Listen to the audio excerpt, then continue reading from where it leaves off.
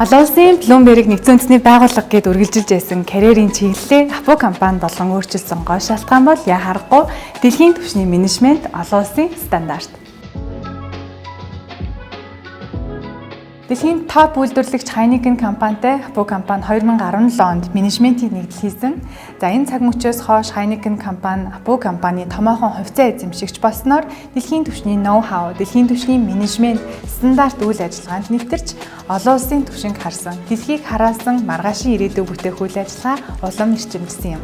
Апу компани бол Монгол улсыг дэлхийд төлөөлөх, дэлхийд өрсөлдөх үндэсний компани гэдэгт би бүр итгэдэг. Бид үйл ажиллагааны бүхэл чиглэлээр дэлхийн топуудтай хамтран ажиллахыг зорж эрмэлзэж байдаг. Kaltenberg, Campari, Jägermeister тэргүүтээ олон улсын эдгээр түвшний хамтын ажиллагаа нь Апуд ажиллаж байгаа ажлагчдыг илүү чадахжуулж, илүү хөгжүүлж байдаг.